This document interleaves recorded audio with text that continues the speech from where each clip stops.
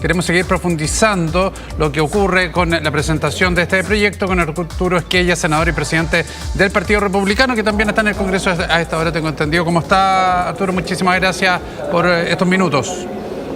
Muy buenas tardes, Cristian, gusto saludarte. Igualmente. Solo para aclarar, ya lo escuchábamos en el anterior despacho de nuestra compañera, aquí se llega a un acuerdo con el Partido de la Gente, me imagino que eso da una tranquilidad por la idea de legislar ya este proyecto, pero ¿qué puntualmente se le promete al Partido de la Gente y cómo se va a tramitar esas promesas? Promesas, lo que se tuvo, digamos, con el Partido de la Gente, no solo en las últimas jornadas, sino que venimos conversando desde hace bastante tiempo, es explicar de muy buena forma cuál es el propósito y cuál es el foco principal que tiene este proyecto de ley.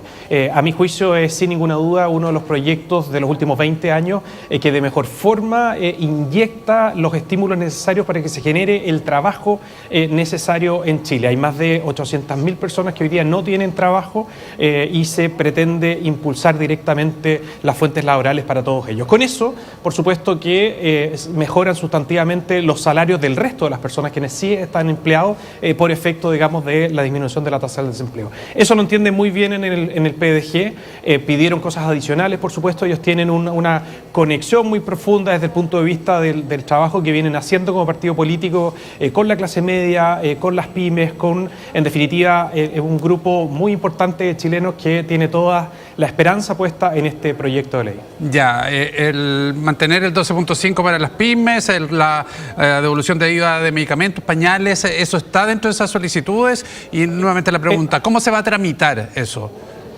No, bien específico, si es que es lo que buscabas en la pregunta. Claro, ellos pusieron sobre la mesa la necesidad de hacerse cargo de los altos valores que tienen los medicamentos en el país. Eso es algo no solo que nace de ellos, sino que somos muchos los que consideramos que ahí no hay un mercado perfecto, hay que inyectar competencia, hay que buscar la manera, particularmente de que las familias más vulnerables puedan tener acceso a los distintos medicamentos. Y eso lo ha abordado o lo está abordando el Ministerio de Hacienda para incorporarlo. Si no es en este proyecto, va a ser en un proyecto que entrará dentro de las próximas semanas o en el momento que sea oportuno. Y lo mismo en el caso de los pañales, que generan, digamos, una dificultad muy sustantiva, particularmente en las familias de clase media. Esos son los dos elementos principales. Se habló también de la mantención del 12,5%, esta tasa que tienen privilegiadas las pymes, que por cierto que estamos todos también en la línea de poder extender ese beneficio en el tiempo y que no se acabe el año 2030 tal como está proyectado en la ley vigente. Ya, eso es un tema en todo caso, claro, para aclarar que recién se podría tocar y a posterioridad, porque este régimen del 12.5% se mantiene durante todo este periodo hasta el año 2029 y entra ya la nueva tasa, se supone, el 2030, así que hay tiempo para aquello. Sí, ahora sube a 15, Cristian. 15. Sí. Hay una gradualidad ahí, pero en el fondo tenemos tiempo para abordarlo y está el ánimo de todos para hacerlo. Exactamente. Ahora, senador, dentro ya del proyecto mismo, ¿cuál cree usted que de todas las medidas que se plantea va a ser la más difícil de poder defender y poder aceptarse por parte del resto de los parlamentarios y que se apruebe finalmente? Mira, es muy buena tu pregunta y aprovecho de transmitir algunas de las cualidades que le veo a este proyecto de ley. Yo creo que la genialidad que tiene es que no depende para lograr su objetivo de una sola medida. Están lo suficientemente atomizadas las 40, 45 medidas que contiene este proyecto de ley en función de generar un estímulo muy profundo a la inversión en el país. Es decir, con esto se podría dificultar la aprobación de alguna, de más de una, digamos, medida y por supuesto que desde la perspectiva de quienes hemos estado estudiando y analizando el contenido, por supuesto que se va a lograr el propósito. Sin ir más lejos, ya por los solos trascendidos de estos últimos semanas, meses, de cuál iba a ser el contenido de este proyecto mega reforma, como han tratado de señalar, se ha generado, digamos, un interés especialmente importante en el mercado de volver a invertir en Chile y hoy día, en este momento, deben estar viendo el contenido de estos 33 artículos y 17 artículos transitorios y seguramente muchas personas que están tomando decisiones de inversión van a valorarlo significativamente. Entonces, Con esto, uno podría decir, por el debate que se ha generado hasta el día de hoy, puede que se genere del plano político una discusión un poco más profunda en la disminución de la tasa de primera categoría. Creo que es totalmente artificial eso. La verdad es que ya, si hay algo que tiene una demostración empírica en el pasado reciente, precisamente que subiendo los impuestos corporativos, como llaman, o de primera categoría, la verdad es que no mejora la recaudación, sino que todo lo contrario. Es que nosotros damos un paso más hacia la competitividad, nos acercamos a las razones por las cuales los proyectos de inversión están eligiendo otros lugares, otros países, como ha ocurrido con Perú, claro, con Argentina, con Brasil. Ese punto es importante, senador, porque efectivamente hay un consenso bastante generalizado en economistas de distintas posiciones, por lo demás, que esta disminución del impuesto corporativo es importante para situar nuevamente la competitividad adecuada a nuestro país y que sea una de las herramientas para atraer inversión.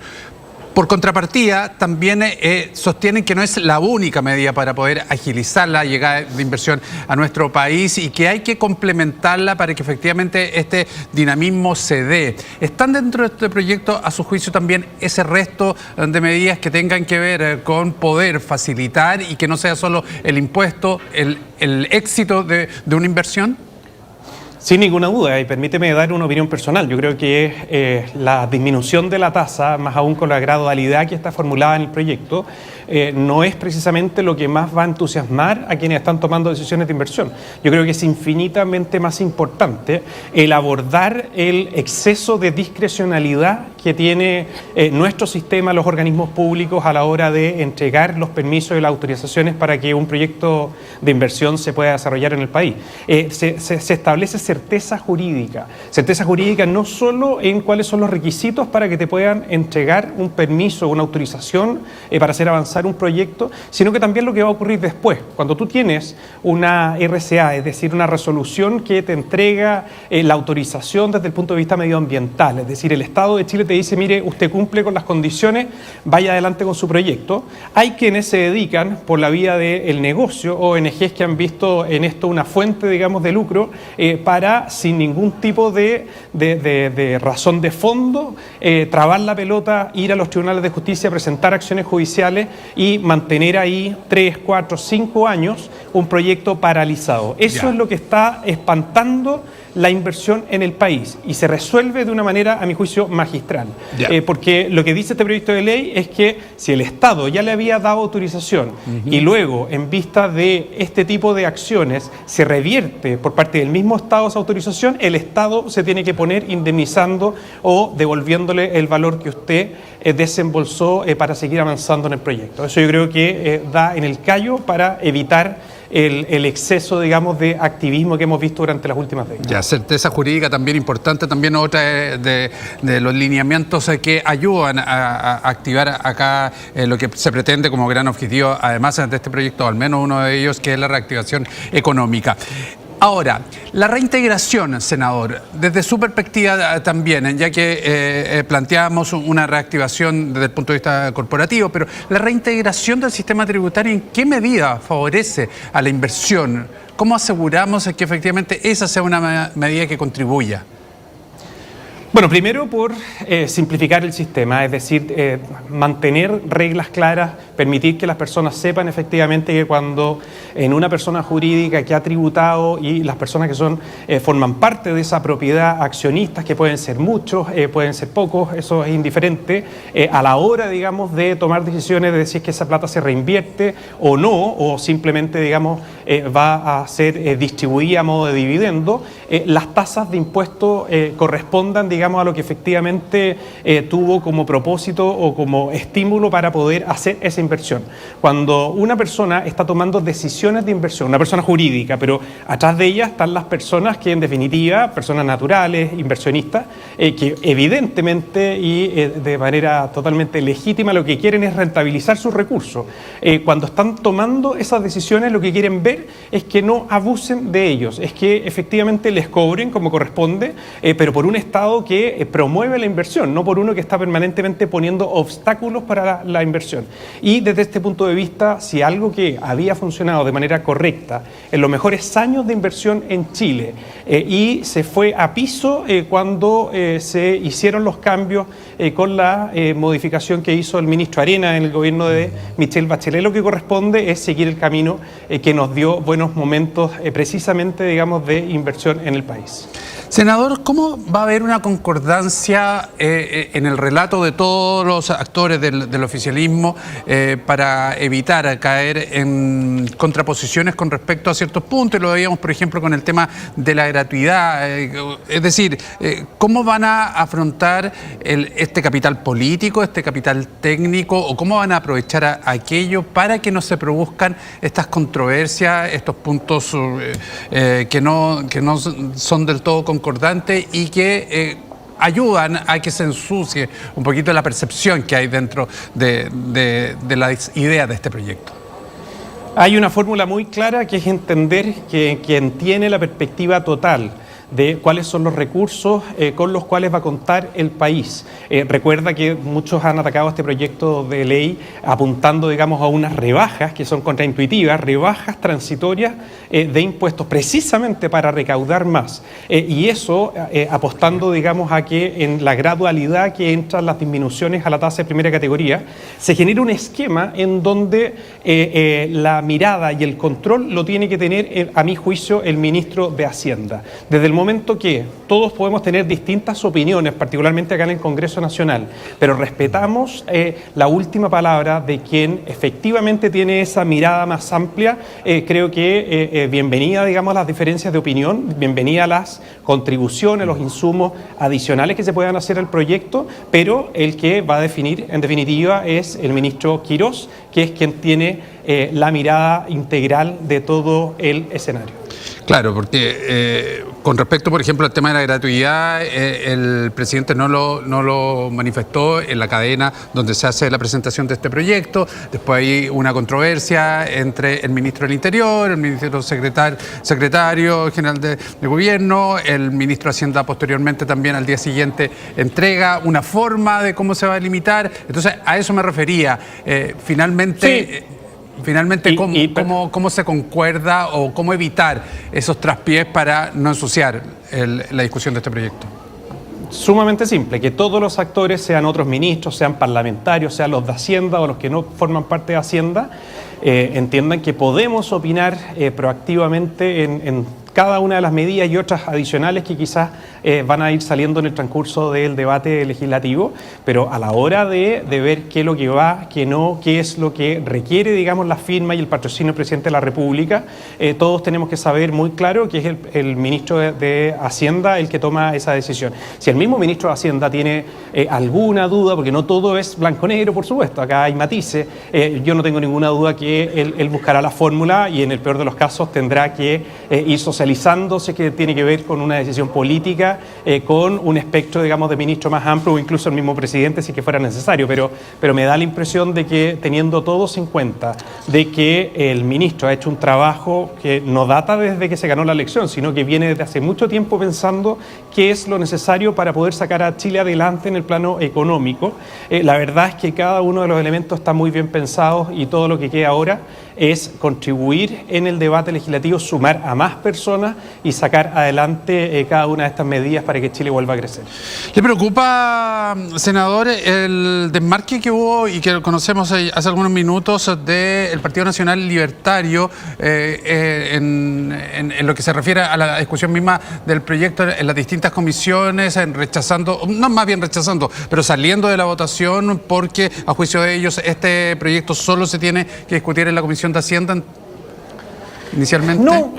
No, lo entiendo totalmente. Ellos hacen una distinción muy importante entre lo que es de fondo, lo que es importante, en donde están en la inmensa mayoría de las medidas totalmente de acuerdo, de el excesivo protagonismo que se le dio a la técnica legislativa, que yo también me sorprendo un poco, con todos los años que me ha tocado estar muy encima del trabajo legislativo, primera vez que veo tanta expectación por la técnica legislativa que se iba a usar, si es que iba a pasar por una, por dos, por tres comisiones. La verdad es que eso ya fue. entiendo yo que eso fue lo que en definitiva dijeron: nosotros no nos vamos a meter, pero lo que nos deja muy tranquilo es que comparten 100% el concepto que hay detrás de todas las medidas que se están presentando en este proyecto, que es pasar de, y es un cambio al final del día cultural muy profundo, pasar de un Estado que estaba acostumbrándose a ser un obstáculo para la inversión a otro que la promueve, a otro Estado, y con esto digo, todas las reparticiones públicas buscan que efectivamente las iniciativas de inversión salgan adelante. Ya.